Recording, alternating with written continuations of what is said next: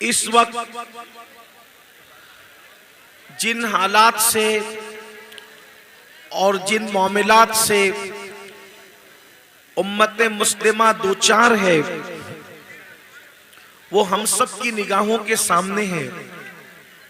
बिलखुसूस हमारी नई नस्ल, हमारे नौजवान इस वक्त मौजूदा हालात में शशोपंज और तरद्दुद का शिकार है कि उन्हें करना क्या है। इसलिए कि दाखिली और खारिजी फितने पूरी उम्मत को अपनी लपेट में ले चुके हैं। एक तरफ से यलगार है गुनाहों की और दूसरी तरफ से यलगार है बदमजहबियत की, बदअकीदगी की और इस्लाम दुश्मन ताकतों की। गुनाहों का हाल ये है कि गुनाह कल तक दरवाजों पर दस्तक दे रहे थे और अब गुनाह हमारे घरों के अंदर दाखिल हो चुके हैं। हमारे शबिस्तानों के अंदर गुनाह दाखिल हो चुके हैं। हर शरीफ बाप अपने बच्चों के मुस्तकबिल के हवाले से फिक्रमंद है कि मेरे बच्चों का क्या होगा, मेरी बच्चियों का क्या होगा। आने वाले कल में मेरे बच्चे ईमान वाले रहेंगे या ईमान से दूर हो जाएंगे। आने वाले दौर में मेरे बच्चे नेक रहेंगे या नेकी से दूर हो जाएंगे। और आप देख भी रहे हैं ऐसे बच्चे जिन बच्चों के बारे में माँ बाप कभी बड़े फख्र के साथ साथियों की महफिल में कहा करते थे कि मेरा बच्चा तो बड़ा नेक है, मेरा बच्चा तो बड़ा परहेजगार है, मेरा बच्चा तो बड़ा मुत्तकी है, मेरा बच्चा तो बड़ा बाअखलाक है, मेरा बच्चा तो बड़ा बाकिरदार है। माँ कहती थी कि मेरी बेटी तो बड़ी पर्दे की पाबंद है। लेकिन जब ये सारी चीजें तारीफ के हवाले से देखी गई तो तारीफ के पीछे फिर ये नजर आया कि जिस बच्ची की तारीफ और जिस बच्ची के किरदार के हवाले से घर के लोग बहुत नाज करते थे, वो किसी के साथ जाती हुई नजर आई, वो किसी का हाथ पकड़ करके भागती हुई नजर आई। इन हालात के अंदर ऐसे नौजवान जिनकी बड़ी तारीफ होती थी, गलत सोहबत की वजह से कोई नौजवान जो है अल्लाह अकबर नशे के दलदल में नजर आया, कोई शराब के दलदल में नजर आया, कोई ज़िना के अड्डे पे नजर आया। कर्ज के इंसान जो है गुनाह की तरफ तेजी के साथ जो है गोया के उसके दलदल की तरफ बढ़ता ही जा रहा है। हर आने वाला दिन इंसान को गुनाहों के दलदल में डुबो रहा है। हर आने वाला दिन नौजवान नस्लों को गुनाहों के हवाले से तबाह और बर्बाद कर रहा है। मेरे आका सल्लल्लाहु अलैहि वसल्लम के दीवानों, आप जानते हैं जब भी आंधी आती है, जब भी तूफान आता है, जब भी हवाएं तेज चलती है तो होता क्या है, किसी न किसी हल्की चीज को किसी भारी चीज का सहारा लेना पड़ता है।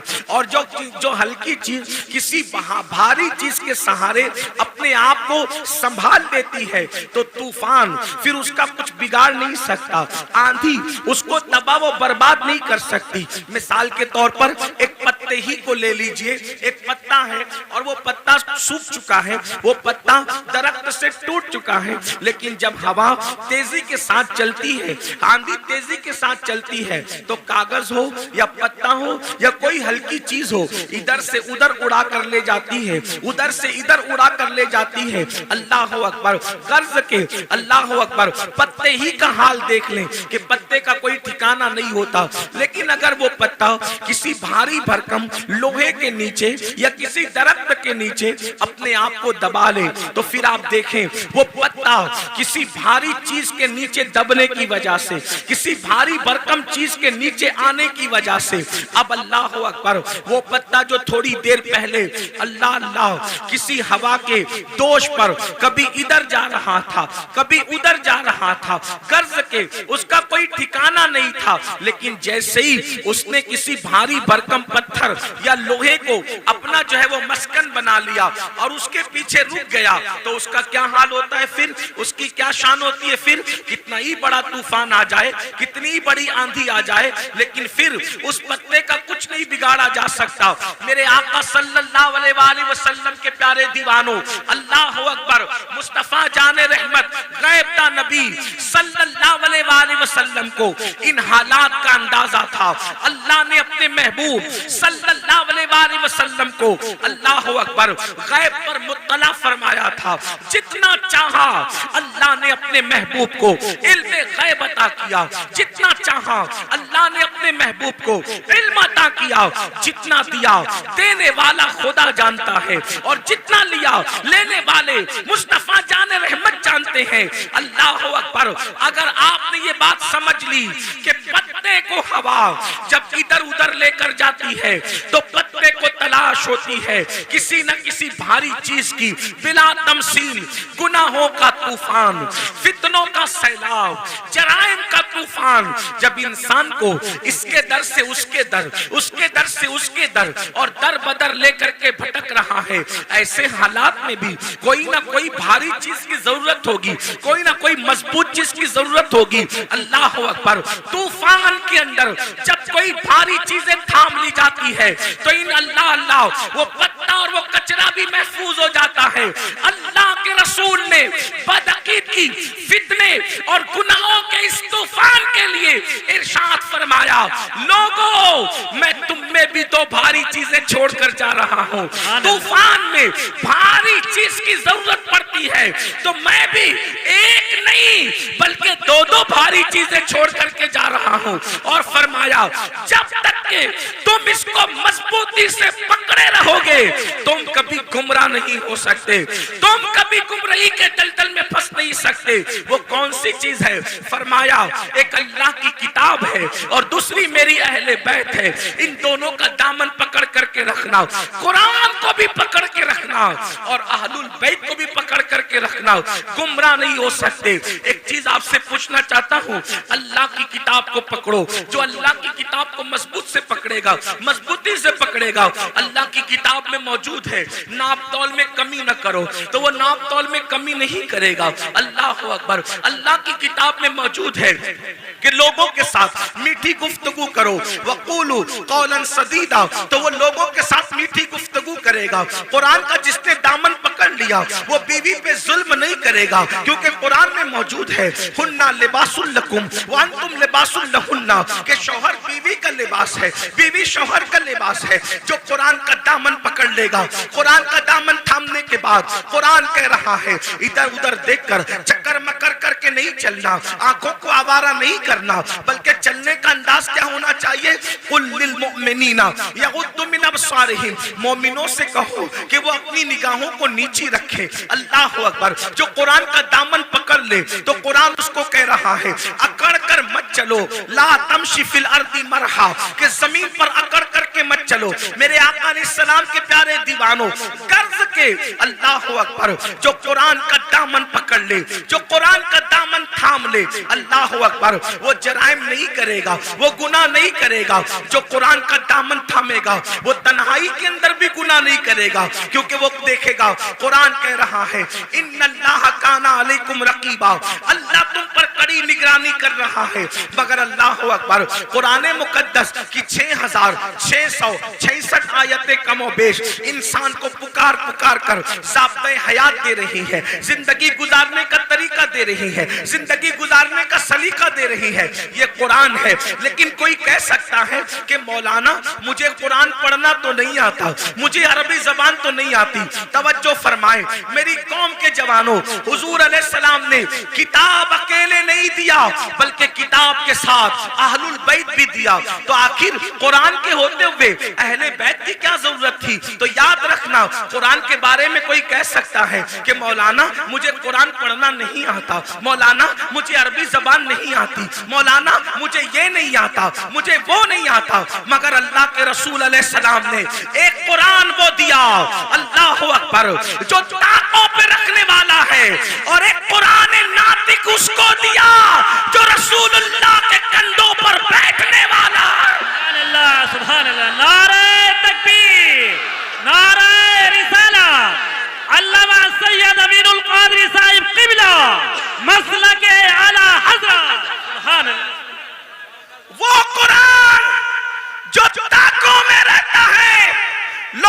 आंखें तो बंद कर सकते हैं, वो कुरान जो ताकों में रहता है लोग उससे तो आंखें बंद कर सकते हैं, मगर कुरान की सीरत के सांचे में जिस हुसैन को ढाल दिया गया था उससे लोग आंखें बंद नहीं कर सकते।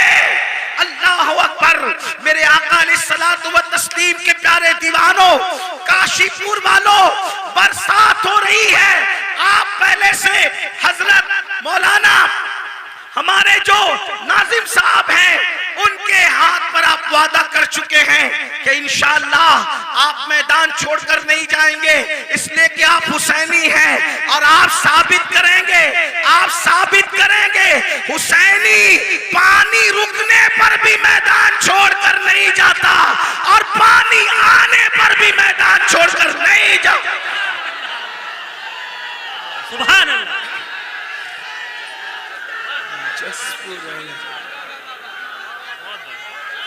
जिंदाबाद जिंदाबाद जिंदाबाद। सुभान अल्लाह।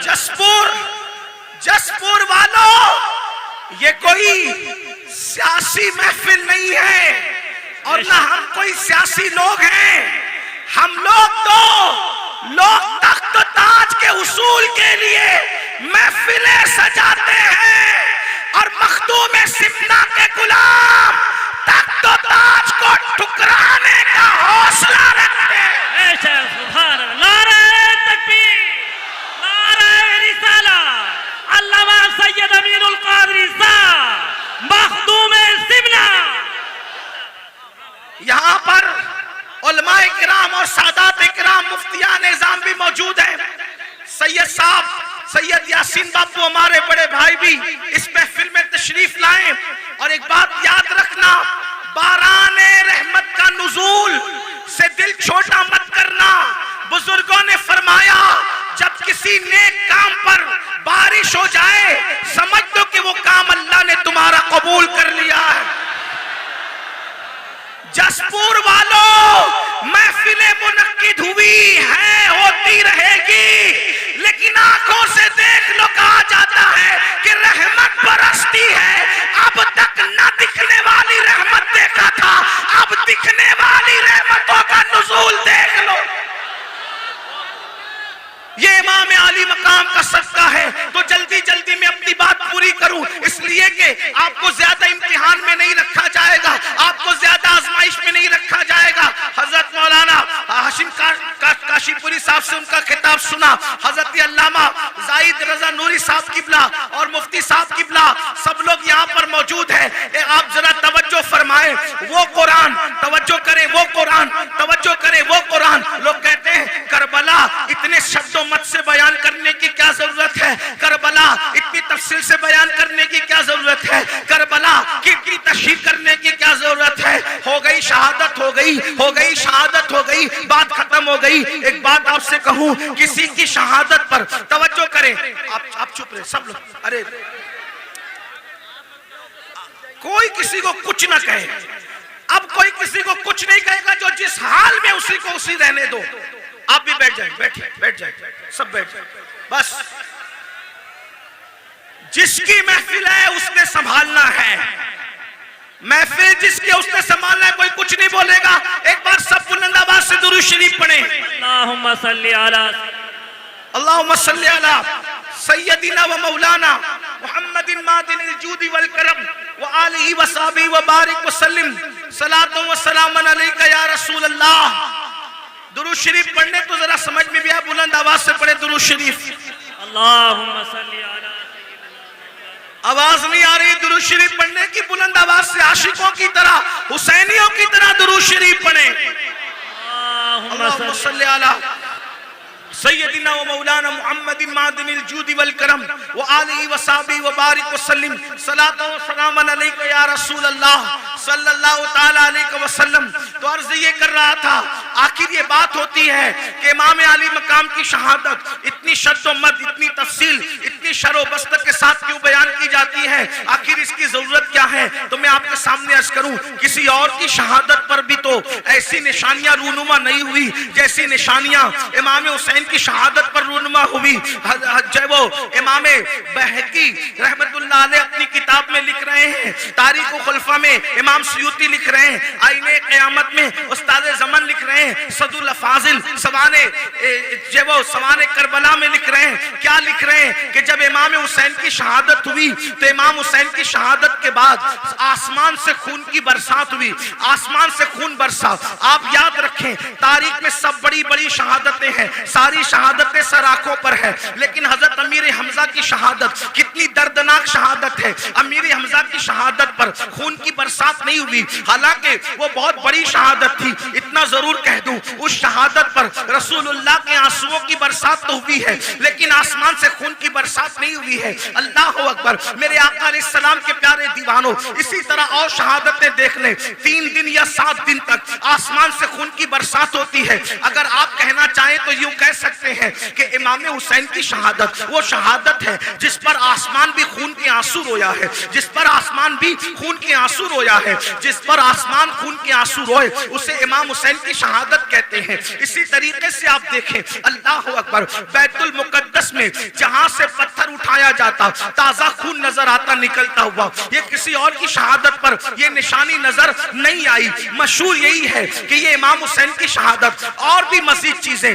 जो है वो सूरज को गहन लग गया, तारे आपस में टकराने लगे, दिन के वक्त रात का समा नजर आने लगा। इमाम बहकी ने इसको बहुत तफसील के साथ जो है वो लिखा है। इसी तरीके से इमाम सयूती ने भी लिखा है। लेकिन अब आपसे पूछना चाहता हूं, आखिर इमाम हुसैन की शहादत पर इतना जलाल, इतने गुस्से का इजहार क्यों किया जा रहा है? एक और हदीस सुन ले जो सियाह सित्ता में मौजूद है। हजरत सैयदना अब्दुल्ला इब्ने अब्बास रदी अल्लाह ताला अन्हु इरशाद फरमाते हैं कि मैं सो रहा था, मैंने क्या देखा, अल्लाह के रसूल सल्लल्लाहु अलैहि वसल्लम की जुल्फें बिखरी बिखरी है, हुजूर की जुल्फें बिखरी बिखरी है, आंखों से आंसू जारी है, और हुजूर अलैहिस्सलातु व तस्लीम के दामन पर जो है वो अल्लाह अकबर गर्दो गुबार हुजूर के दामन को बोसे दे रहे हैं। ये तो नहीं कह सकता कि दामन मैला कुचेला हो गया। खुदा की इज्जत की कसम, जिसके दामन की इस्मत ने पूरी कायनात को पाकीज़गी अता फरमाई है, वो दामन मैला कुचेला कैसे हो सकता है? लेकिन सिर्फ सुनने वालों को पता चल जाए कि दामन की कैफियत क्या थी। अल्लाह अकबर। इब्ने अब्बास के फरमान का मफहूम है, मैंने देखा जुल्फे बिखरी है, जिसको मालूम है उसको मालूम है, जो नहीं जानता वो सुन ले। मुस्तफा जाने रहमत की जुल्फे कभी नहीं बिखरा करती थी। लोग सोते हैं तो सोते में आदमी के बाल बिखर जाते हैं, लेकिन ये मेरे नबी का मोजज़ा है, सोने में भी हुजूर की जुल्फे कभी नहीं बिखरा करती थी। बहुत तफसील से मैंने इसको कई मकाम पर बयान किया। आज वक्त बचाने के लिए तफसील नहीं पेश करता, सिर्फ इतना इजमाल पेश करता हूँ। हुजूर की जुल्फे क्यों नहीं बिखरा करती थी? वजह ये थी, बद्र ओहद का हंगामा भी हुजूर की जुल्फों को नहीं बिखेर सका। अल्लाह अकबर। खंदक और खैबर की मुसीबतें भी हुजूर की जुल्फों को बिखेर नहीं सकी। मगर अल्लाह अकबर, क्यों जुल्फे नहीं बिखरती थी? तो मेरे इमाम कहते हैं, शान है पंजे कुदरत तेरे बालों के लिए कैसे हाथों ने सवारे हैं तुम्हारे गेसू। किसी के बाल माँ संवारती है, किसी के बाल बाप संवारता है, किसी के बाल भाई बहन संवारते हैं, किसी के बाल वो खुद संवारता है, लेकिन हुजूर की जुल्फे वो थी, शाने पंजे कुदरत ने उनको संवारा था, कुदरत के हाथों ने उन बालों को संवारा था। इसलिए बद्र हो, ओहद हो, खंदक हो, खैबर हो, हुजूर की जुल्फे बिखरा नहीं करती थी। मगर अल्लाह अकबर, बद्र ओहद के हंगामे, खंदक और खैबर की मुसीबतें जिस रसूल की जुल्फे को बिखेर न सकी, आज अब्दुल्ला इब्ने अब्बास कहते हैं हुजूर की जुल्फें बिखरी बिखरी है, हुजूर के दामन पर अल्लाह अकबर गर्दो गुबार बोसे दे रहे हैं, खून के छींटे हुजूर के जुब्बे पर है, हुजूर अलैहि सलाम की दाढ़ी आंसुओं से तर है। मैंने पूछा अल्लाह खैर करे या रसूल अल्लाह, खुदा आपको वो दिन न दिखाए अल्लाह अकबर जिसमें आपको तकलीफ हो। या रसूल अल्लाह, आज आपकी दाढ़ी बिखरी है, आज आपकी जुल्फें बिखरी है, आज आपकी आंखों में आंसू है, आज आपके दामन पर खून के जो है वो आसार हैं, आपके दामन पर गर्दो गुबार है। या रसूल अल्लाह वजह क्या है? तो हुजूर अलैहि सलाम के हाथ में एक बोतल थी, हुजूर ने वो बोतल दिखाई और बोतल दिखा करके फरमाया अब्दुल्ला सुबह से लेकर अब तक मैं हुसैन के मक्तल में था, अब्दुल्ला सुबह से लेकर अब तक मैं हुसैन के मक्तल में था, हुसैन की कत्लगाह में था, हुसैन और उसके साथियों का खून उठा उठा करके इस शीशी में इस बोतल में जमा कर रहा था। अब्दुल्ला इब्ने अब्बास कहते हैं जब मैं ख्वाब से बेदार हुआ तो मैंने दिन तारीख को नोट कर लिया और जब इमाम हुसैन की शहादत की खबर आई तब पता चला कि जिस वक्त मैं ख्वाब देख रहा था उसी वक्त इमाम अली मकाम की शहादत हुई थी। ऐसा ही ख्वाब सैयदा उम्मुल मोमिनीन उम्मे सलमा भी बयान करती है। मेरे आका अलैहिस्सलाम के दीवानों, क्या किसी की शहादत के मौके पर हुजूर इस तरह खून समेटते नजर आए? क्या किसी की शहादत के मौके पर इस तरह जुल्फें बिखरती नजर आई? किसी की शहादत के मौके पर इस तरह दाढ़ी बिखरती नजर आई? ऐसा क्यों हुआ? और याद रखना फिर शहादत गाह भी घर के करीब नहीं है, शहादत गाह भी घर के करीब नहीं है, बहुत दूर लाया जाता है, मैदान में ठहराया जाता है, 22,000 के लश्कर को 72 से मुकाबला करवाया जाता है और 3 दिन भूखा प्यासा रख करके दर्दनाक अंदाज में शहादत होती है। वजह क्या थी? मैं फलसफे शहादत नहीं बयान कर रहा हूं, सिर्फ अपने जवानों की तवज्जो चाहता हूं। करबला सुनने के लिए आने वालों, करबला की दास्तान सुनने के लिए आने वालों, इमाम हुसैन का पैगाम सुनने के लिए आने वालों, मुझे बताओ कोई ये कह सकता था कुरान और अहले बैत को आका ने छोड़ा है तो कुरान तो मुझे पढ़ना नहीं आता?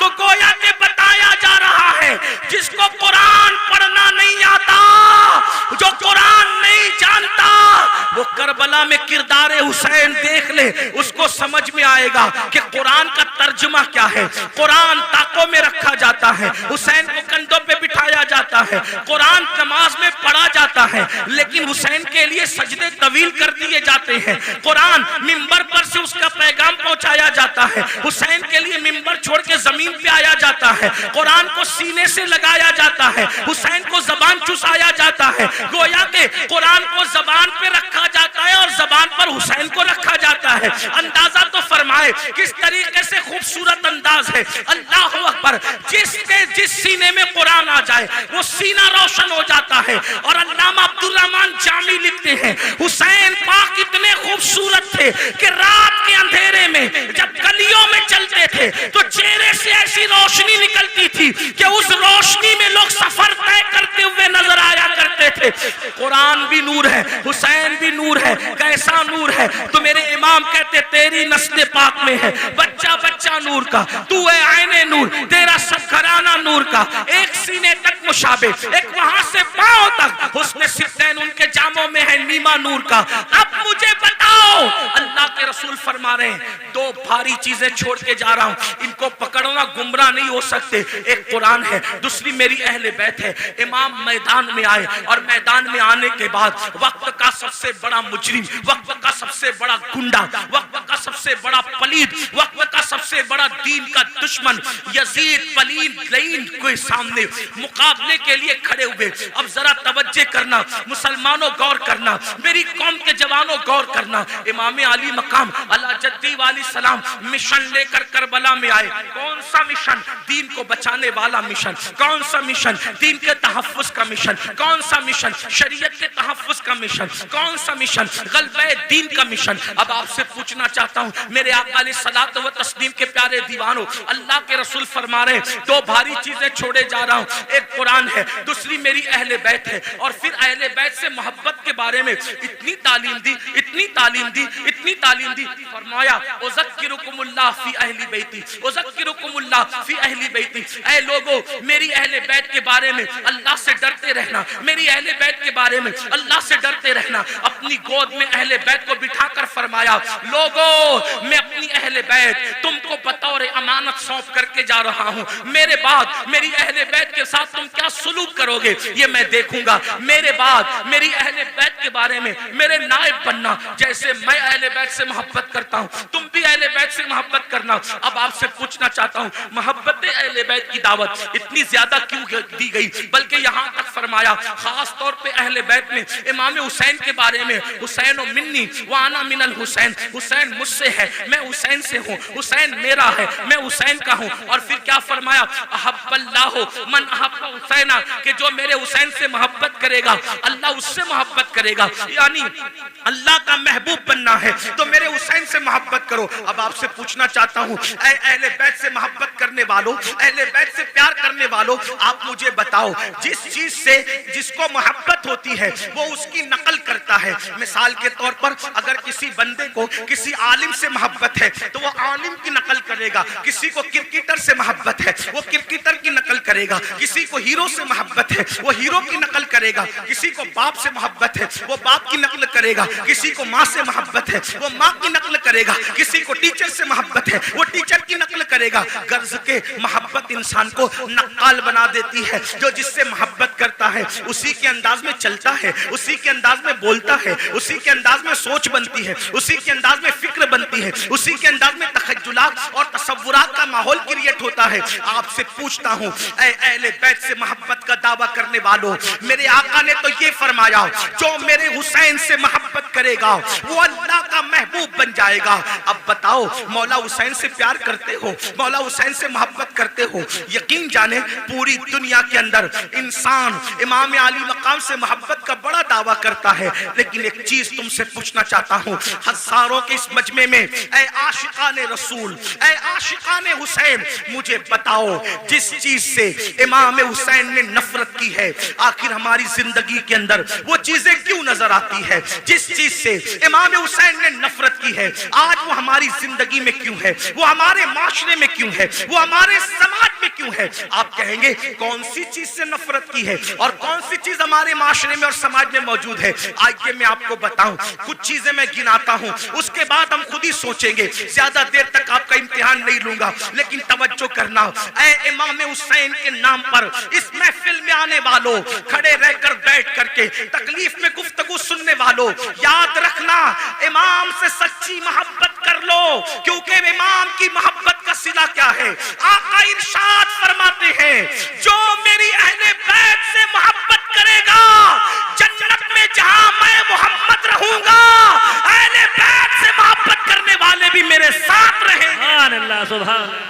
इस मोहब्बत का नाराए रिसालत अल्लामा सैयद अमीरुल कादरी साहब क़िबला। इस मोहब्बत का सिला क्या है? हुजूर के साथ जन्नत में जाओगे, लेकिन मोहब्बत करो। मोहब्बत के नाम पे चीटिंग ना करो, मोहब्बत के नाम पर हेरा फेरी ना करो, मोहब्बत के नाम पे दिखावा मत करो, मोहब्बत करो। अल्लाह अल्लाह। अब देखो, मोहब्बत का तकाजा ये है, जो जिससे मोहब्बत करता है उसके तरीके पर अमल करता है। जो जिससे मोहब्बत करता है वो जिस चीज से नफरत करे उससे नफरत करता है। मिसाल के तौर पे एक हदीस में पढ़ता हूं, देखो मोहब्बत का मफहूम समझ में आएगा। अल्लाह अकबर। मदीने मुनव्वरा की सरजमीन है, मदीने की सरजमीन पर एक शख्स अपनी ऊँटनी को पाजेब पहना करके, अपनी ऊँटनी को पाजेब पहना करके ले करके जा रहा है। पाजेब समझते हैं पैर के अंदर।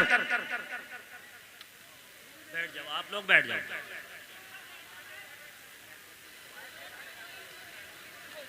पैर के अंदर जो घुंघरू बांधे जाते हैं उसको पाजेब कहते हैं। पाजेब किसको पहना के ले जा रहा है? ऊँटनी को। तवज्जो करना, माए और बहनें भी मौजूद है, उनकी भी तवज्जो। ऊँटनी को पाजेब पहना कर ले जा रहा है। छम छम की आवाज ऊँटनी के पैर में बंधे हुए पाजेब और घुंघरू से आ रही है। उम्मुल मोमिनीन सैयदा आयशा सिद्दीका ने जैसे ही घुंघरू की और पाजेब की आवाज सुनी, फौरन कान पर हाथ रख लिए और अपनी कनीज से कहा, जाओ उस ऊँटनी वाले को मेरा नाम कहना और मेरा नाम लेकर के कहना, खबरदार ऊँटनी रोक दे। जब ऊँटनी वो रोक दे मेरे नाम से तो उससे कहना पाजेब उतार दे। अब पाजेब उतारने के बाद उसको कहना, जिस आवाज को अल्लाह के रसूल ने नापसंद किया है उस आवाज को आयशा कभी पसंद नहीं कर सकती। अल्लाह अकबर। मेरी कौम के जवानों गौर से सुनो, हदीस पर तवज्जो करो। याद रखना, आज कोई अपने आप को कुछ भी टाइटल दे दे, जमीन के अंदर जाने के बाद पोल खुलेगी कौन क्या था। जबान से बड़े बड़े दावे करने वालों, अल्लाह से डरो। अल्लाह के यहाँ अदल है, अल्लाह के यहाँ इंसाफ है, अल्लाह के यहाँ चेक करने का मामला है। अब आदमी अपने आप को जो चाहे कह ले। अल्लाह अकबर। ऊंट के पैर में पाजेब बंधे हैं, उन पाजेब के बारे में उम्मुल मोमिनीन ने कान पर हाथ रख लिया। कनीज जाती है, जा करके उस ऊँटनी वाले से कहती है, ए ऊँटनी वाले, ए शुतरबान, याद रख उम्मुल मोमिनीन का हुक्म है, ऊँटनी को रोक दे और पाजेब निकाल दे। अम्मा जान का हुक्म कौन टाल सकता था? उसने फौरन ऊँटनी रोक दी। ऊँटनी रोकने के बाद पाजेब निकाल दिए। निकालने के बाद आया उम्मुल मोमिनीन के पास, अम्मा जान आपने पाजेब निकालने का हुक्म दिया। उम्मुल मोमिनीन कहती है, ऐ शुतरबान, ऐ ऊँट चराने वाले, जिस आवाज को मेरे महबूब ने नापसंद किया है उस आवाज को मैं कैसे पसंद कर सकती हूँ? जो आवाज मेरे महबूब को तकलीफ पहुंचाती थी उस आवाज को मैं कैसे पसंद कर सकती हूँ? इसलिए पाजेब में घुंघरू न डाल और उसको ऊँट के पैर में न डाल। तो वो कितनी सादगी से कहता है, देखो लोग कितने सादा होते हैं, बड़ी सादगी से कहता है, अम्मा जान ये ऊँटनी तो जानवर है, जानवर को घुंघरू पहनाने पर क्या गुनाह हो सकता है?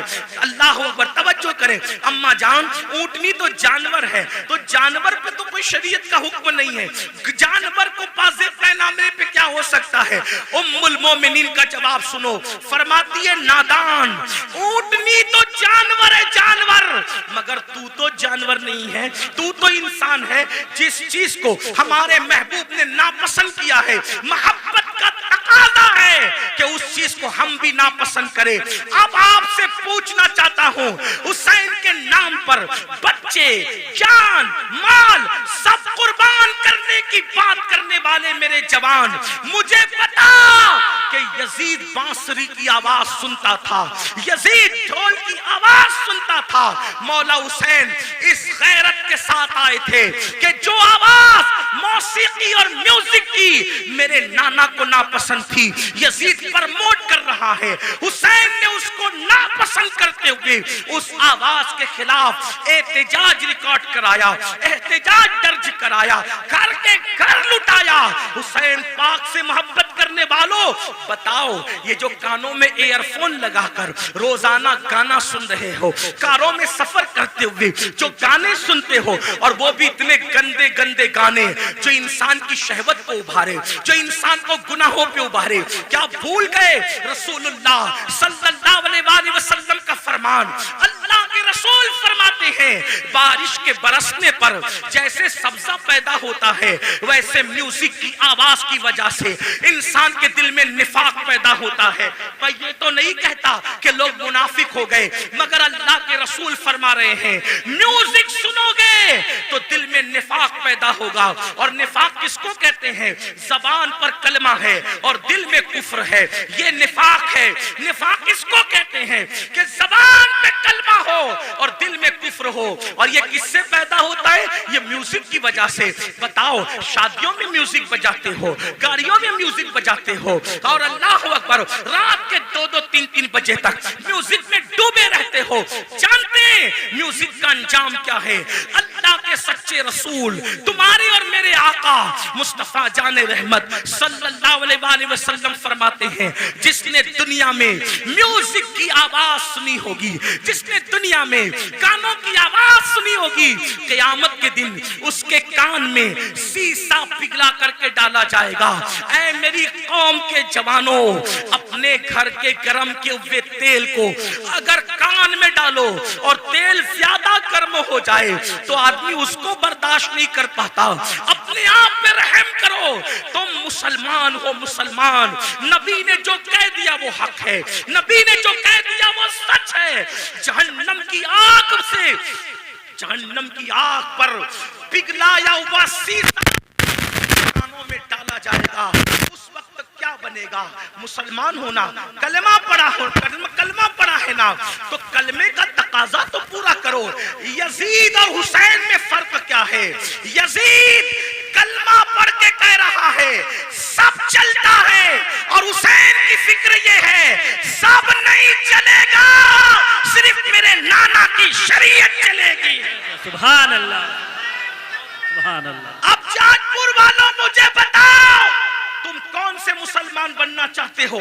यजीद की फिक्र वाले या इमाम हुसैन की फिक्र वाले? इमाम हुसैन की। यजीद कह रहे कलमा पढ़ो सब चलेगा, हुसैन पाक कहते सब नहीं चलेगा, सिर्फ मेरे नाना की शरीयत चलेगी।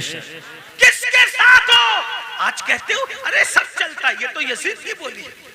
जिना करो सब चलता है, यजीद की बोली है। शराब पियो सब चलता है, यजीद की बोली है।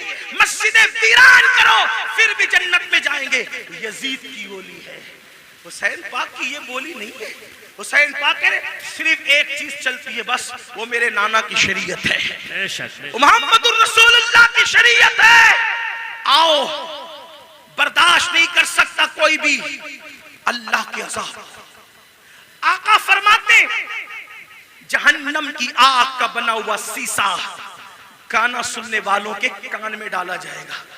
और एक बात आपको कहूं, आज पूरी दुनिया में अगर तवज्जो है, आप शोर नहीं कर रहे तो मेरी बात पे तवज्जो, जो शोर कर रहे उन्हें करने दे। मैं तो इतना ही कहूंगा कि इमाम हुसैन की महफिल है, अल्लाह की अता से हुसैन देख रहे हैं, कौन चुप है, कौन सुन रहा है, कौन शोर कर रहा है, बात अपनी अपनी। और उनकी महफिल में आने वालों, नाम हुसैन का मामला ये है, हुसैन पाक का नाम लो तो तकदीरें बदल जाती है। हाँ, ये कोई मुशायरे की महफिल नहीं है मेरे भाई। हाँ, ये कोई ओट और नोट की तकसीम की महफिल नहीं है मेरे भाई। ये मौला हुसैन की महफिल है। जो बादशाह, दुनिया का बादशाह नहीं था, वो बादशाह गर, जिसको प्यार से देख लिया उसको बादशाह बना दिया, जिसको प्यार से देख लिया उसको ताज अता कर दिया। गौर से सुनो, करबला सुनने आए हो। आज पूरी दुनिया में मुसलमानों के घर खतरे में। दिन को घर अच्छा भला नजर आता है, शाम होते होते वही घर जमीन में धंस जाता है, जमीन बोस कर दिया जाता है। लोग कर रहे हैं, अमेरिका में कर रहे हो, कनाडा में कर रहे हो, बर्तानिया में कर रहे हो, हमारे मुल्क में कर रहे हो, जो कर रहे गलत कर रहे। मैं उनकी तायीद नहीं कर रहा क्योंकि वो मेरे सामने है नहीं, मैं उनसे कोई बात नहीं करूं। मैं बात तो आपसे करूंगा क्योंकि आप मेरे सामने बैठे। जो सामने ना हो उससे बात करना बेवकूफी है।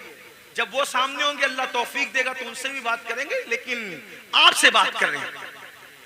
मगर उनसे भी दो जुमले कहता हूं इसलिए कि दीवारों को कान होते हैं। अल्लाह करे इन दीवारों के कान के जरिए किसी के कान तक बात पहुंचे। लोगों को पता होना चाहिए कि जो चूंटी का घर उजाड़े, चूंटी का, अल्लाह चूंटी का घर उजाड़ने वालों के भी घरों को वीरान कर देता है। इंसान के घरों के दुश्मन न बनो। अगर तुम किसी के नशेमन पे बिजली गिराओगे तो अल्लाह तुम्हारे नशेमन को भी खाक में मिला देगा। ताकतवर तुम नहीं हो, ताकतवर सिर्फ अल्लाह है। जिस वक्त यजीद ने हुकूमत के नशे में हुसैन का घर उजाड़ा तो यजीद खुश था। अल्लाहुम्मा सल्ली अला सय्यिदिना, नाराए तकबीर, दुरूद शरीफ पढ़े। अल्लाहुम्मा सल्ली अला सय्यिदिना व मौलाना मुहम्मदिन मादिनिल जूदी वल करम व आलिहि व सहबिहि व बारिक व सल्लिम सलातन व सलामन अलैका या रसूल अल्लाह। तो यजीद खुश था, मैंने हुकूमत के नशे में हुसैन का घर उजाड़ दिया, पूरा घर काट दिया। अब हुसैन की नस्ल नहीं रहेगी, मेरे लिए रास्ता क्लियर हो गया। जो मेरी राह में रुकावट बन रहा था मैंने सबको काट दिया। लेकिन वो 8, 12 या 14 बेटों का बाप था यजीद। 8, 12, 3 रिवायतें या 14 बेटों का बाप था और हट्टे कट्टे बेटे रखता था। और हुसैन की नस्ल के बारे में उसको ये बुग़्ज़ था कि मेरी हुकूमत में जो चीज रुकावट है मैंने खत्म कर दिया। मगर कुदरत ने बताया यजीद तू ताकतवर नहीं है, ताकतवर अल्लाह है। आज नस्ल नजर नहीं आती। हुसैन एक बीमार छोड़ के गए, कोई मोहल्ला नजर नहीं आता जहां हुसैन की औलाद मौजूद न। सुभान अल्लाह, सुभान, नारे तकबीर, नारे रिसालत, शोहदाए करबला कॉन्फ्रेंस सरजमीने जसपुर। जमीन के अंदर भी अच्छे अच्छे औलाद हुसैन सो रही है और जमीन के ऊपर भी अच्छे अच्छे औलाद हुसैन नजर आ रही है। तो अर्ज ये कर रहा था, लेकिन जो लोग करते हैं मैं उनकी तायद नहीं करता। आप मगर सुने, क्योंकि मेरे सामने आप है। आपके घर खतरे में, दिन में घर ऊंचा दिखता है, नीचे बाद में खत्म हो जाता है। वजह उसकी हदीस सुनो। आज से 1450 साल पहले घर उजड़ने, घर बिखरने, घर धंसने, जलजले आने या किसी का घर टूट जाने की वजह बयान फरमाई। अल्लाह के रसूल अलैहिस्सलाम फरमाते हैं, जब तुम गाने, म्यूजिक और शराब में डूब जाओगे, ये मैं नहीं कह रहा हूं, अल्लाह के रसूल फरमा रहे हैं, जिसको अल्लामा इब्नुल जौजी ने नकल किया है। तवज्जो करना, आका इरशाद फरमाते हैं कि जब तुम गाने और म्यूजिक के अंदर और शराब के अंदर डूब जाओगे तो अल्लाह रातों रात तुम्हारे घरों को जमीन में धंसा देगा। रातों रात तुम्हारे घर जमीन में धंस जाएंगे। आज 16-16, 17-17 साल की उम्र के मेरे नौजवान फिल्म देखकर, सीरियल देखकर नशे की तरफ जा रहे हैं, म्यूजिक की तरफ जा रहे हैं। जिना फैशन हो चुका है। इमाम हुसैन इसी के खिलाफ तो खड़े हुए थे। अगर ये सब करते हो तो हुसैनी नहीं हो तुम, चाहे जो बन जाओ। मैं किसी एक को नहीं कह रहा हूं, अपने आप में डूब कर सोचो। अगर मस्जिद को तुमने वीरान कर दिया, अल्लाह के घर को वीरान कर दिया, फजर की नमाज में सोते पड़े हो, तो आप 7 समंदरों का भी शरबत बना लो। तवज्जो करना, लोगों को मेरे जुमले तल्ख लगते हैं, लेकिन कोई कुछ कहे मेरे बारे में हकीकत है। 7 समुंदरों का शरबत बना लो, इमाम हुसैन के नाम पे बांट दो।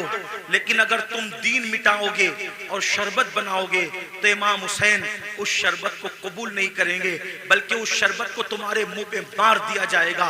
लेकिन अगर तुमने बिल फर्ज सारी जिंदगी शरबत बनाया भी नहीं, शरबत पिलाया भी नहीं, हत्ता के शरबत का नाम भी नहीं लिया, लेकिन इमाम हुसैन जिस दीन को बचाने चले थे, अगर उस दीन की हिफाजत के लिए तुमने कुर्बानी दी तो इमाम हुसैन क़यामत में तुम्हें सीने से लगाएंगे। मेरे अजीज, मेरे भाई, आओ इमाम हुसैन के मिशन की तरफ तवज्जो करें। तो अर्ज ये कर रहा था, आजकल 16-16, 17-17 साल की उम्र के मेरे नौजवान इसी तरह शराब की तरफ, जिना की तरफ, जराइम की तरफ, म्यूजिक और गानों की तरफ जा रहे हैं, मस्जिदों को वीरान कर चुके हैं। मेरे अजीज भाई, अल्लाह के अजाब को दावत न दे, अल्लाह के गजब को दावत न दे। ये जो आप सोचते हैं ना कि हम लोग कुछ भी करेंगे जन्नत में चले जाएंगे, हम कुछ भी करेंगे हम आखिरत में कामयाब हो जाएंगे, मेरे भाई, मेरे अजीज, ये दुनिया है दुनिया, ये दुनिया मक्कार है, ये दुनिया गद्दार है, ये दुनिया बेवफा है। इस दुनिया से दिल न लगा, तू कुछ भी कमाएगा, तू कुछ भी कमाएगा, तू कितना भी जमाएगा, मगर याद रखना, अगर तूने आखिरत की तैयारी न की, अगर तुमने आखिरत की तैयारी न की, सब दुनिया ही के अंदर धरा के धरा रह जाएगा। कुरान कहता है, ला तंसा नसीबका मिनद दुनिया, दुनिया से अपने नसीब का मत भूल। मेरे भाई, क्या तू मेरे आका की वो हदीस भूल चुका है? अल्लाह के रसूल ने फरमाया, जिसने दुनिया के अंदर शराब का सिर्फ एक घूंट पिया होगा, जब वो मर के कब्र में जाएगा तो उसका मुंह सूअर की तरह कर दिया जाएगा या बंदर की तरह कर दिया जाएगा। आओ मेरे भाइयों, एक बुजुर्ग के हाथ पर, एक बुजुर्ग के हाथ पर एक कफन चोर ने तौबा की थी। अल्लाह अकबर, दिल के कानों से सुन लेना। एक कफन चोर ने एक बुजुर्ग के हाथ में तौबा की थी। उस बुजुर्ग ने उस कफन चोर को तौबा करवाई और तौबा करवाने के बाद कफन चोर से पूछा, ऐ कफन चोर, अब तू मेरे हाथ में तौबा कर चुका है, तूने कितने कफन चुराए। उसने कहा हुजूर मैंने तो हजारों मुर्दों को नंगा किया, उनके कफन चुराए। मुसलमानों के कफन चुराए? जी मुसलमानों के कफन चुराए। तो उस बुजुर्ग ने कहा सच सच बताना ऐ कफन चोर, सच सच बताना कि तूने जब मुर्दों के कफन चुराए तो कितने मुर्दे थे जिनके चेहरे मरने के बाद कब्र में किबले की तरफ थे। ध्यान से सुनना, तवज्जो से सुनना, थोड़ा मिंबर वालों से भी तवज्जो चाहता हूँ, बात न करें, बहुत नवाजिश होगी आपकी। मैं आपकी मालूमात में इजाफा नहीं कर सकता लेकिन आपकी दुआएं जरूर ले सकता हूँ, आपकी भी तवज्जो चाहता हूँ। मेरी बात गौर से सुने, मैं एंड की तरफ बात को लेकर के जा रहा हूँ, ध्यान से सुनो। कफन चोर से बुजुर्ग ने पूछा तूने हजारों मुसलमानों के कफन चुराए, ये बता कितने मुसलमान थे जिनके चेहरे किबले की तरफ थे और कितने मुसलमान थे जिनके चेहरे किबले से फिरे हुए थे। तो उसने कहा हजरत अल्लाह की कसम खा के कहता हूं अब तो मैं आपके हाथ पे तौबा करके नेक बन चुका हूं। अगर मैंने 100 मुर्दों की लाश को खोला, 100 मुर्दों की कब्रों को खोला और उनकी लाश को मैंने नंगा किया तो 100 मुर्दों में से 99 मुसलमान ऐसे थे जिनके चेहरे किबले से फिरे हुए थे। 100 मुर्दों में से 99 मुर्दे ऐसे थे जिनके चेहरे किबले से फिरे हुए थे। एक मुसलमान मिलता था 100 में एक जिसका चेहरा किबले की तरफ होता था। उस बुजुर्ग ने अपने पीरो मुर्शिद को खत लिखा, हुजूर ये बताएं, अल्लाह अकबर, हुजूर ये बताएं, हुजूर ये बताएं कि मरने के बाद लोगों के चेहरे कब्रों में क्यों फिर जाते हैं, कब्रों में क्यों फिर जाते हैं। बुजुर्ग ने लिखा बेटा जो लोग दुनिया में रसूलुल्लाह की सुन्नत से मुंह फेर लेते हैं, जो लोग दुनिया में रसूलुल्लाह की सुन्नत से मुंह फेर लेते हैं, मरने के बाद उनके चेहरे किबले की तरफ नहीं होते। ऐ मेरी कौम के जवानों, क्या डर नहीं लगता, क्या कब्र में नहीं जाना, क्या अल्लाह को मुंह नहीं दिखाना। जो सुन्नत से मुंह फेर ले कब्र में उसका चेहरा किबले की तरफ नहीं होगा। हमने तो फर्ज से मुंह फेरा है, हमने तो फराइज से मुंह फेरा है। अल्लाह अकबर, नमाज छूट रही है, माथे पर शिकन तक नहीं है। अल्लाह अकबर, सूद के धंधे कर रहे हैं, हराम कारोबार कर रहे हैं, माथे पे शिकन तक नहीं है, झूठ बोल रहे हैं। ये फर्ज है झूठ से बचना, झूठ से बचना फर्ज है। अल्लाह अकबर, झूठ बोल रहे हैं, माथे पर शिकन तक नहीं है, नाप तौल में कमी कर रहे हैं, माथे पर शिकन तक नहीं है, औरतों पे पाप की नजर डाल रहे हैं, माथे पर शिकन तक नहीं है। कितने जराइम करोगे, कब तक जराइम करोगे, कितने गुनाह करोगे, कब तक गुनाह करोगे। अल्लाह बहुत दिन तक मोहलत नहीं देगा, याद रखना। भाई साहब थोड़ा रहम फरमा दे, अरे रहम कर दे, थोड़ा सुन ले, बात हट जाएं, चुप हो जाएं सब लोग, बात तो सुने ना मेरे बात। मैं बात कर रहा हूँ, आप लोग बात सुने, मैनेजमेंट आप सब लोग सुन लेंगे। एक बार आप भी बैठ जाएं, मेहरबानी करें, आप भी बैठ जाएं, सब बैठे। ये क्या तमाशा लगा, इतनी बड़ी महफिल सजाई, इतनी अच्छी महफिल सजाई और आप लोग हैं कि कोई। भाई आप भी बैठ जाएं, अल्लाह रहम करे, आप भी बैठ, क्यों बोलते हैं बैठ जाए, सब बैठे, अरे सब बैठे, आप भी बैठे। एक बार सब दुरूद शरीफ पढ़ें। अल्लाहुम्मा सल्ली अला सय्यिदना। आप मत बोले भाई, किसी को मत बोले, मैं बोल रहा हूं, आप दुरूद शरीफ पढ़ें भाई, दुरूद शरीफ पढ़ें। अल्लाहु रब्बु मुहम्मदिन सल्लल्लाहु अलैहि वसल्लम नहनु इबादु मुहम्मदिन। ये बीच में आप जब बोलते हो ना तो जहन मुंतशिर हो। चूंकि मैं तकरीर याद करके नहीं आता, देखो जो तकरीर याद करके आते हैं ना, आप कुछ भी करें उसको डिस्टर्ब नहीं होगा, वो याद करके आप फटाफट बोलता रहेगा। लेकिन मैंने याद करके मैंने तकरीर कभी याद नहीं की। मैं आप की तवज्जो को देख करके फिर अल्लाह ताला जो सुझाता है वो बोलता है, तो मेरे ज़हन से बात निकलती है, फिर मैं बात आपको खत्म कर देता हूँ। एक बार दुरूद शरीफ बुलंद आवाज से पढ़ अल्लाह रब्बु मुहम्मदिन सल्लल्लाहु अलैहि वसल्लम नहनु इबादु मुहम्मदिन सल्लल्लाहु अलैहि वसल्लम सलातु व सलामुन अलैका या जद्दल हसन वल हुसैन। तवज्जो करें कि जब सुन्नत से कोई मुंह फेरे तो उसका चेहरा मरने के बाद किबले की तरफ नहीं होगा। अब आप क्या समझते, कहते अब मौलाना अल्लाह रहीम है, अल्लाह करीम है, सत्तार है, गफ्फार है। अरे ये बात मौलाना को आपसे ज्यादा समझती है कि अल्लाह रहीम है, करीम है, सत्तार है, गफ्फार है। लेकिन आपको पूछना चाहता हूँ, आप मुझे बताएं कि आप और हम अगर जराइम करें तो अल्लाह गैरत वाला, वो रहम वाला है तो वो गैरत गैरत वाला भी है मेरे भाई, उसकी गैरत की तरफ तवज्जो क्यों नहीं करते? सिर्फ सुन्नत छोड़ने पर जब वो मुंह किबले की तरफ रखना गवारा न करे तो वो जन्नत के अंदर कैसे दाखिल करेगा? उसकी खुफिया तदबीर से डरो कि दुनिया में पहली और आखिरी बार आए हो। मुशरिकीन को देखकर, मुनकरीन इस्लाम को देखकर उनकी तरह नंगा नाच न करो, उनकी तरह जुल्म न करो, उनकी तरह न...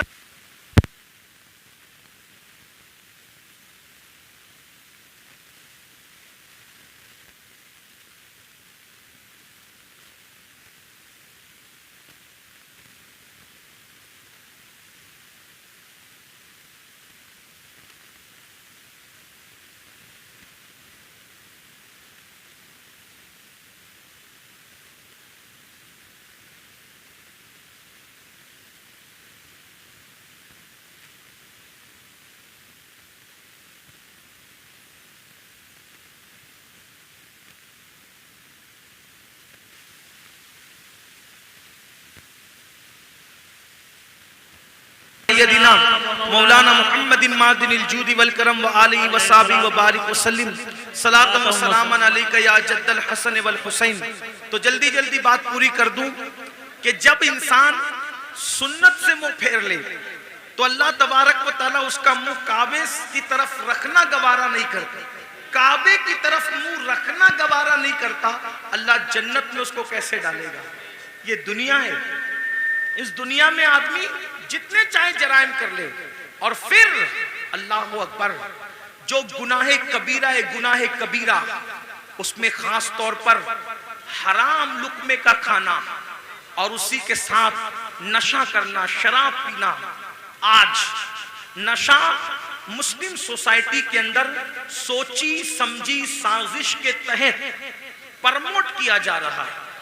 कौन लोग प्रमोट कर रहे हैं हमें नहीं पता। इंशाअल्लाह हमारे मुल्क की जो इदारे हैं, जासूस इदारे, वो उसकी तहकीक करेंगे। कौन है दुश्मन मुल्क और मिल्लत का, ये बात तय होगी बाद में। लेकिन खास तौर पर मुस्लिम समाज में नशे को प्रमोट किया जा रहा है। जो बाप हैं, जो सरपरस्त हैं, जो जिम्मेदार हैं, वो ध्यान से सुने कि बाज़ाब्ता तौर पर वो बच्चे जो अच्छे ज़हीन बच्चे हैं, जो तालीम के लिए बहुत ज्यादा होशियार हैं, ऐसे बच्चों को टारगेट किया जाता है और उनको पहले फ्री में एमडी और उस जैसी दवाइयां चटाई जाती है। उनसे पहले दोस्ती की जाती है, फिर उनको वो चटाया जाता है। एक दो बार जब इंसान उसको चाटता है और फिर नींद गहरी आती है और उसके जो असरात होते हैं, फिर इंसान अब उसको हासिल करने की कोशिश करता है, तो फिर महंगे से महंगे दाम में उसको बेचा जाता है। तो पैसा भी बर्बाद, जिंदगी भी बर्बाद। ऐ मुसलमानों, अपने बच्चों को कीमती से कीमती लिबास दो, अपने बच्चों को अच्छे से अच्छा खिलाओ, अपने बच्चों के हर शौक पूरे करो, लेकिन उस पर औकाब की तरह नजर रखो कि तुम्हारे बच्चे किसकी सोहबत में बैठते हैं, किसके पास बैठते हैं, किसके साथ रहते हैं। याद रखना, मुसलमानों के टैलेंट से लोगों को बहुत खौफ है, इसलिए कि ये मुल्क ही नहीं बल्कि दुनिया के तमाम ममालिक पर अगर सैकड़ों साल अगर किसी ने हुकूमत की है तो वो सिर्फ ला इलाहा इल्लल्लाह पढ़ने वाली कौम है। मुसलमानों को हुकूमत करने का शऊर आता है, मुसलमानों को सियासत करने का शऊर आता है, मुसलमानों को तिजारत करने का शऊर आता है। दुनिया जानती है जिस दिन मुसलमान तिजारत की मंडी में डट जाएगा, किसी माँ ने ऐसा लाल पैदा नहीं किया जो वो मुसलमान का मुकाबला कर सके। जब हम ताजिर थे हमारे मुकाबले में कोई ताजिर नहीं था, जब हम सियासत कर रहे थे हमारे मुकाबले में कोई सियासतदान नहीं था, हम इल्म के मैदान में डटे थे हमारे मुकाबले में कोई नहीं था। दुनिया के सारे इंसान बगदाद में और मिस्र में हमारे दरवाजों पर कासे गदाई लेकर इल्म की भीख मांगा करते थे। हाँ हाँ, हम ही थे जो लोगों को जागीरे भीख में अता करते थे, हम ही थे जो लोगों को माला माल करते थे। ऐ मेरी कौम के जवानों, लोगों को तुम्हारे टैलेंट से खतरा है, इनको पढ़ने मत दो, इनको आगे बढ़ने मत दो, इनको तिजारत करने मत दो, इनको जो है माश और मैशत की तरफ आगे बढ़ने मत दो, इनको गानों का आदी बना दो, इनको गेम का आदी बना दो, इनको नशे का आदी बना दो, इनको शराब का आदी बना दो। जालिमों, अपनी जिम्मेदारियों को महसूस करो। ये खिलौना मोबाइल का जो तुम्हारे हाथ में दे दिया गया है और अलग अलग गेम्स तुम्हें ला करके दे दिए गए हैं, कब तक गेम में डूबे रहोगे? गेम में मुब्तला करने वाले तुम्हारे खैर खान नहीं है, ये तुम्हारे मुस्तकबिल को तबाह कर देना चाहते हैं। नशे में डुबाने वाले तुम्हारे खैर खान नहीं है, ये तुम्हारे मुस्तकबिल को बर्बाद कर देना चाहते हैं। ऐ मेरी कौम के जवानों, हम गेम खेलने वाले लोग नहीं हैं, हम गेम खेलने वाले लोग नहीं हैं, हम तो नाखुने तदबीर से उम्मत की बिखरी हुई जुल्फों को संवारने वाले लोग हैं, हम तो कौमों के मुस्तकबिल को ताबनाक बनाने वाले लोग हैं। नौजवान किसी कौम का सरमाया होता है, अगर नशा करोगे खुद की फिक्र नहीं होगी, माँ बाप की फिक्र क्या करोगे? नशा करोगे खुद की फिक्र नहीं होगी, औलाद की फिक्र क्या करोगे? नशा करोगे खुद की फिक्र नहीं होगी, अपनी कौम की फिक्र क्या करोगे? मुसलमान नौजवानों, हमारा जवान खुद भी बढ़ने वाला है, कौम को भी आगे बढ़ाने वाला है। फिक्र करो, अपनी कौम को आगे बढ़ाओ। जानते हैं, जब तक नशा हमारे समाज में नहीं था, कौम इतनी गरीब नहीं थी। आज एक सर्वे बताऊं, पूरे हिंदुस्तान में मैं हुजूर अलैहिस्सलाम की नालैन के सदके जाता हूं, अमीरों के यहां भी रुकता हूं, गरीबों से भी मेरे ताल्लुकात है।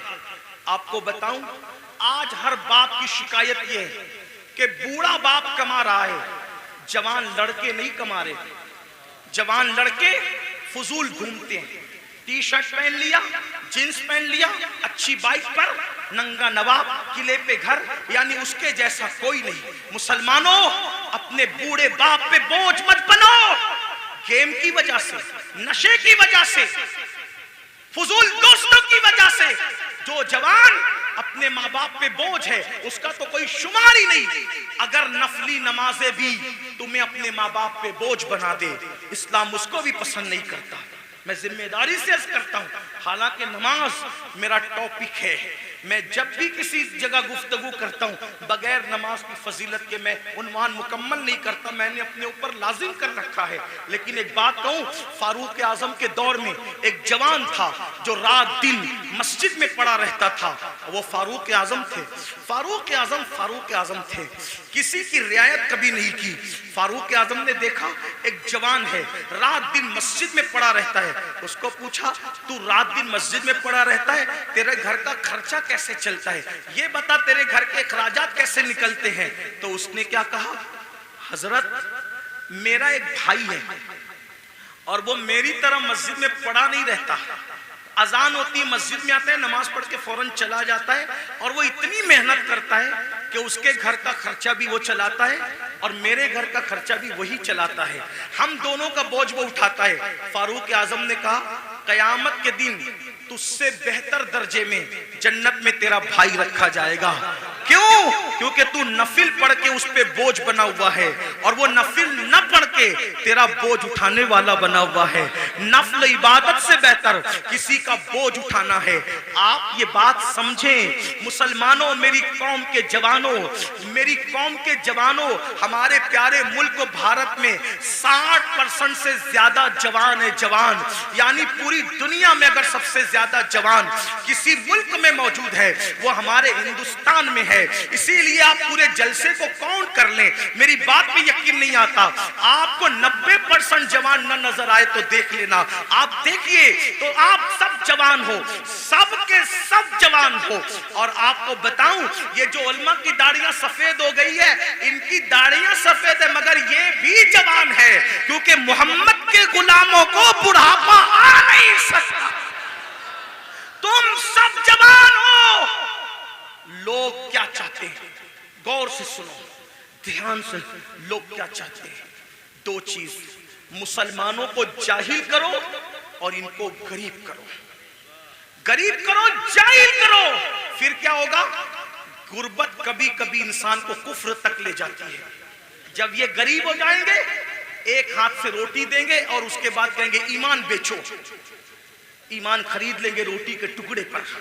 अब बिलाल जैसा इनमें थोड़ी मौजूद है जो पिट कर भी दीन पे कायम रहे। जो कौम गाने की दहलीज पर ईमान का सौदा कर सकती है वो कौम क्या रोटी के टुकड़े पे ईमान का सौदा न करेगी? इसलिए मुसलमानों को गरीब बनाना चाहते हैं और दूसरी चीज जाहिल बना दो, अनपढ़ बना दो, इनको पढ़ने मत दो।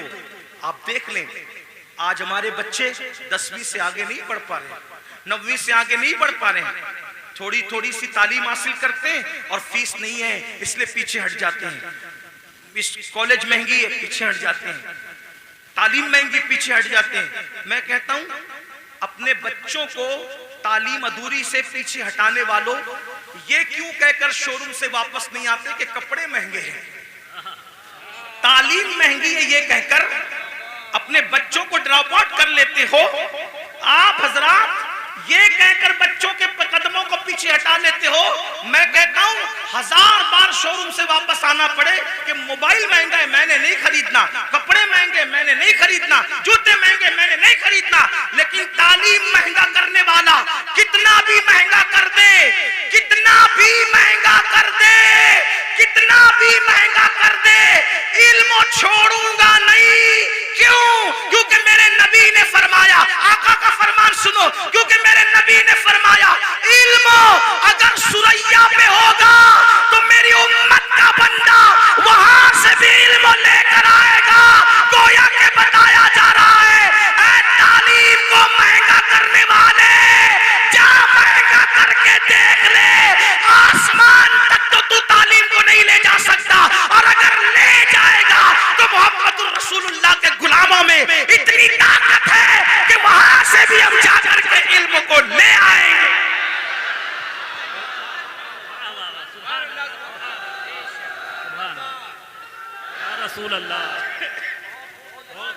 मालदार बनो और एजुकेशन पे मेहनत करो। मैं तो लोगों को ये भी कह रहा हूं, लोग मुझे गाली देते, मुझे लोग जितना गाली देते मेरा वजन उतना बढ़ता है, क्योंकि मैं उन लोगों की परवाह, मुझे ये लगता है कि जन्नत मुझे अल्लाह से लेना है, गाली देने वालों से नहीं। मैं लोगों को ये भी कहता हूं बड़े गुंबद और बड़े मीनार बनाने की बजाय बड़े इंसान बनाओ, क्योंकि कोई गुंबद अपने जैसा गुंबद नहीं बना सकता, कोई मीनार अपने जैसा मीनार नहीं बना सकता, लेकिन अगर एक अच्छा इंसान बना दोगे तो एक अच्छा इंसान अपने जैसे सैकड़ों अच्छे इंसान बना देगा। यही तो बात थी ना, रसूलुल्लाह ने हुसैन को अच्छा बनाया था, एक हुसैन ने दुनिया में करोड़ों हुसैनी पैदा कर दिए। एक चिराग से कितने चिराग बने, सिद्दीक अकबर जैसा अच्छा इंसान बनाया, फारूक आजम जैसा अच्छा इंसान बनाया, उस्मान गनी जैसा अच्छा इंसान बनाया, मौला अली जैसा अच्छा इंसान बनाया, अशरे मुबश्शरा जैसा अच्छा इंसान बनाया। इन अच्छों ने, इन चंद अच्छों ने कितने अच्छे अच्छे पैदा कर दिए कि वो दीन के मुहाफिज हो गए। तो मेरी गुजारिश है, देखो एक ताजमहल बनाया शाहजहां ने, लेकिन वो ताजमहल बनने को सदियां बीत गई, उस ताजमहल ने दूसरा ताजमहल तैयार नहीं किया। लेकिन आपको बताऊं आले रसूल अहमदी ने एक अहमद रजा पर नजर डाल करके अच्छा बनाया, तो उस अहमद रजा ने कितने अच्छे दिए, सदरुल शरिया जैसा अच्छा वहीं से मिलता है, शेरबेश अहले सुन्नत जैसा वहीं से मिलता है, जफरुद्दीन बिहारी जैसा वहीं से मिलता है, अल्लाह मुहद्दिस आजम जैसा वहीं से मिलता है, मुफ्ती आजम जैसा वहीं से मिलता है, हुज्जतुल इस्लाम जैसा वहीं से मिलता है। तो पता क्या चला, अच्छे इंसान बनाने पे तवज्जो दो, इसलिए कि इमारतें खंडर बन सकती है, इंसानों को खंडरात में तब्दील नहीं किया जा सकता। इसलिए अपने बच्चों को अच्छा बनाओ। आज गुर्बत और जिहालत हम पे मुसल्लत इसलिए की जा रही है ताकि आपका ईमान ले, आपकी आबरू ले। आज बच्चियां किसी का हाथ पकड़ कर जा रही है, इसमें 90% गुर्बत का अमल दखल, गुर्बत का अमल दखल है। गरीबी आदमी को कुफ्र तक ले जाती है। लेकिन एक बात बताऊं, गुर्बत से ज्यादा तरबियत न करने का अमल दखल है, क्योंकि गुर्बत कितनी भी हो, तरबियत अगर होगी तो फिर कोई कुछ छीन नहीं सकता। उलमा तो कह रहे बहुत कहूं, लेकिन मैं आखिरी बात कह देता हूं, गुर्बत से ज्यादा तरबियत की कमी है। आखिरी बात, जो बच्चियां जा रही, हालांकि एक बात आपसे कह दूं, इतने हजारों के मजमे में अपने जलसे में ये मत कहो कि इतने लाख चली गई, उतनी हजार चली गई। मैं बार बार कह रहा हूं, इसको मत कहो, क्योंकि ये नफ्सियाती तौर पे दुश्मन हमें मुतासिर करना चाहता है। कोई जरूरत नहीं हमें कहने की इतनी लाख, हमारे पास सबूत क्या है, इतनी लाख गई, उतनी लाख गई। तो कहते हैं मीडिया ने कहा, हम कहते हैं मीडिया अगर कह दे कि चांद दिखा तो हम मीडिया का चांद नहीं मानते। जिसके कहने पे चांद का आना नहीं मानते, उसके कहने पे बेटियों का जाना कैसे मान सकते हैं? इसलिए नहीं मानने का, नफ्सियाती तौर पे मुतासिर नहीं होने का। गई है, इनकार नहीं, चंद गई है, उंगलियों पे गिन लो कौन गई है, जिनकी तरबियत नहीं हुई। वरना जिनकी तरबियत हुई है वो आज भी गुर्बत के बावजूद चक्की पीस रही है, चरखा चला रही है, बर्तन धो रही है एक दूसरों के यहाँ जाके, मगर उसकी गैरत का कोई सौदा नहीं कर पा रहा है। हाँ, दामन तवक्कुल की ये शान होती है, पेवन तो लगे होते, गुनाह के धब्बे नहीं होते। हाँ, हमारी कौम की बेटियों के दामन पर पेवन तो हैं, लेकिन गुनाह के धब्बे नहीं है। आज भी हमारी कौम की बेटियां इतनी पारसा और बागैरत है। मैं तो लोगों को कहता हूं, जितनी हमारी बेटियां पारसा है, आज उतनी किसी की मां में भी पारसाई नहीं है। हमारी बेटियों की तरह औरों में पारसाई नहीं है, लेकिन तरबियत का फुकदान है। जो बाप अपनी बेटी को बाजू में बिठा करके ज़िना का सीरियल देखे, जो बाप अपनी बेटी को बाजू में बिठाकर ज़िना का सीरियल देखे, उसकी बेटी भागेगी नहीं तो क्या होगा? जो भाई अपनी बहन के साथ गेम खेले, उसकी बहन और का हाथ ना पकड़ेगी तो क्या होगा? तरबियत करो। कैसी तरबियत? सीरियल दिखाकर नहीं, फिल्में दिखाकर नहीं। अगर तरबियत करना है, ऐसे करो जैसे सैयदा फातिमतुज़ ज़हरा की गई, जैसे खदीजतुल कुबरा ने जिंदगी गुजारी, जैसे अम्मा आयशा ने जिंदगी गुजारी, जैसे इमाम हुसैन ने अपने घर वालों की तरबियत की। उस पर एक आखिरी बात सुनने सबकी तवज्जो चाहता हूँ, खास तौर पे बहनों की। तरबियत हो, गुर्बत कुछ नहीं बिगाड़ती। तरबियत हो, गुर्बत कुछ नहीं बिगाड़ती। आइए, उससे बड़ी गुर्बत किसकी होगी जो करबला में अहलुल बैत को थी, नबी के खानदान को थी। अल्लाह अकबर। आइए, उस गुर्बत की हल्की सी अक्कासी करता हूँ। उस गुर्बत को देखना है, उस शामे गरीबा को देखो। अल्लाह अकबर। आए थे तो खैमे के अंदर नौजवानों की कसरत थी, खैमे गजगजा रहे थे नौजवानों से। अल्लाह अकबर। लेकिन जब जा रही है सैयदा ज़ैनब पाक करबला आई थी तो दर्जनों जवान थे घर में और खैमे गजगजा रहे थे कड़ियल जवानों की जवानी से।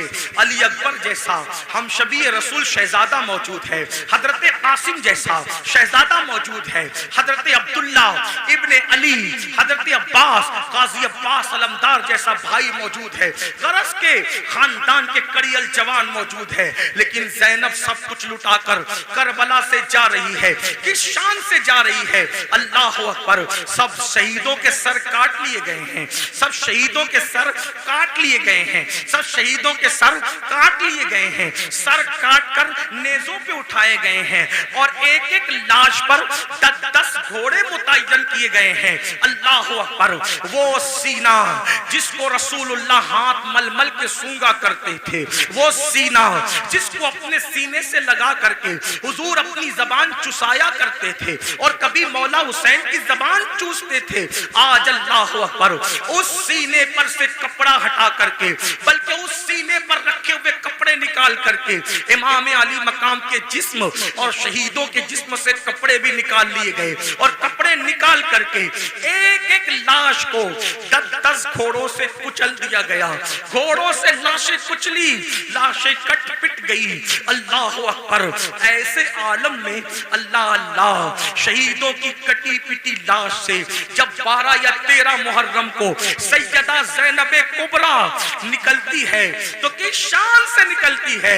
मौर्रिखीन लिखते हैं सैदानियों के हाथों को रस्सियों से बांध दिया गया था और पैरों में बेड़ियां डाल दी गई थी। अल्लाह अकबर। इमाम अहले सुन्नत के छोटे भाई उस्ताद ज़मन के बकौल उनकी तहरीर की रोशनी में बीबियों के ज़ेवरात तक छीन लिए गए, कानों की बालियां तक छीन ली गई, हत्ता के दुपट्टे तक छीन लिए गए। जिनके घर में इजाजत के बगैर जिब्रील नहीं आते थे, आज उनके सरों के दुपट्टे भी छीन लिए गए हैं। अल्लाह अकबर। वो इमाम ज़ैनुल आबिदीन जो कई दिन से बीमार हैं, 3-4 दिन के भूखे प्यासे हैं, गले में तोक डाला गया है लोहे का, हाथों में हथकड़ियां हैं, पैरों में बेड़ियां हैं और ऊंटों की नकेल उस बीमार के हाथ में दी जाती है। ज़ैनुल आबिदीन उस नकेल को पकड़ के गिर जाते हैं। जब गिरते हैं तो पीठ में तमाचे मारे जाते हैं। सैयद नसीरुद्दीन नसीर गोलड़वी कहते हैं, आखिर नसीर अदावत के भी कुछ न कुछ आदाब होते हैं।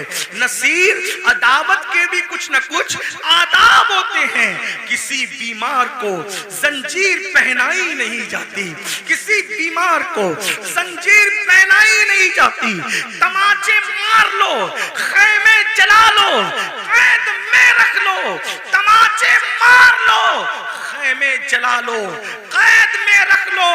अली के गुल रुखों से बूए ज़हराई नहीं जाती, अली के गुल रुखों से बूए ज़हराई नहीं जाती। सोचो, गौर करो, ये करबला है, इस खानदान पे कितना जुल्म हुआ है, कितना मजलूम है ये खानदान। जब कटी पिटी लाशों से ये सैदानियों का अल्लाह अकबर लुटा पिटा काफिला जब जाने लगा तो सैयदा ज़ैनब ने कहा, नाना जान, आप पर अल्लाह के फरिश्तों की दुरूदें हो। तो उस हुसैन को देखो जिसके लिए आप सजदे तवील करते थे, जिसके लिए आप सीने पे चढ़ाते थे, जिसे कंधों पे उठाते थे, आज उसकी कटी पिटी लाश को कफन तक मयस्सर नहीं है, उस पे खाक उड़ रही है। जब आपने रोया, आपके रोने को देखकर अपना बेगाना सब रो पड़े। लेकिन कहना ये चाहता हूं, ये लुटा पिटा काफिला जब कूफा गया तो एक तारीखी रिवायत के मुताबिक, तारीखी रिवायत बहुत सारी है, एक तारीखी रिवायत के मुताबिक लुटा पिटा काफिला जब कूफा में गया तो कूफा में ऐलान हो रहा था, कूफा वालों, कुछ लुटेरे थे, कुछ डाकू थे, कुछ रास्ता मारने वाले थे, वो बगावत कर रहे थे, हमने उनके सर काट लिए और उनकी औरतों को हम कैदी बनाकर और बच्चों को कैदी बना के ला रहे हैं, उनका तमाशा देखो। यानी ये नहीं कहा गया आले रसूल को कैदी बना के ला रहे, क्या कहा झूठों ने, जालिमों ने, पलीदों ने कि हम डाकुओं को, लुटेरों को काट करके और उनकी बीवी बच्चों को जो है वो कैदी बना के ला रहे हैं। अल्लाह अकबर। पूरा कूफा बाहर आ गया, दिल रखने जगह नहीं थी। उनकी औरतें छतों पे चढ़ गई। जब छत पे चढ़ी, कितने दिन हो गए, मेरी अपनी छोटी सी मालूमात के मुताबिक करबला वालों को भूख और प्यास से कम 6 दिन से ज्यादा हो गए थे। ज्यादा से ज्यादा 15 भी कर लें, 12 कर लें, जो आपको तहकीक करना हो करें, मैं कोई मुहक्किक नहीं, सिर्फ नसीहत की बात कर रहा हूँ। कम से कम 6 दिन हो गए थे भूखे प्यासे होने में। गुर्बत नहीं तरबियत, गुर्बत नहीं तरबियत, गुर्बत नहीं लुटा रही हमें, पहले तरबियत का न करना लुटा रहा है।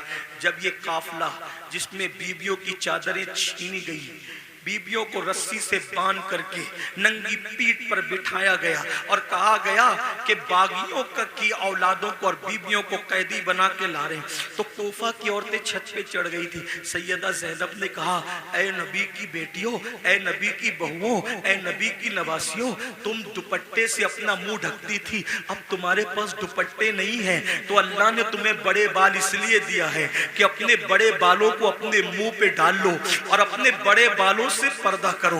मेरी बहनें अगर मौजूद है, ऐ इमाम हुसैन के नाम पर सब कुछ लुटाने वाली मेरी बहन, वहां दुपट्टे नहीं है तो चेहरे के बालों से मुंह ढका जा रहा है।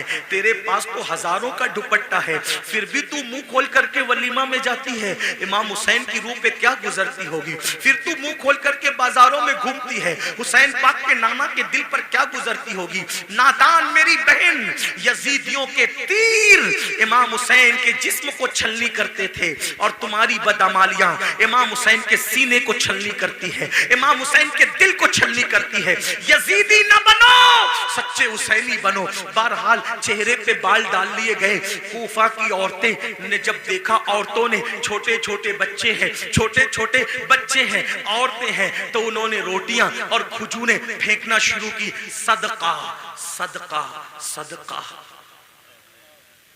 आपसे पूछता हूं, गौर करना घर जाके, गर्मी मई के महीने में अगर 16-15 घंटे का रोजा हो जाए ना, तो आदमी तस्बीह पढ़ता है लेकिन तस्बीह पे दिल नहीं लगता, दिल पूरा शरबत और पानी पे लगा रहता है।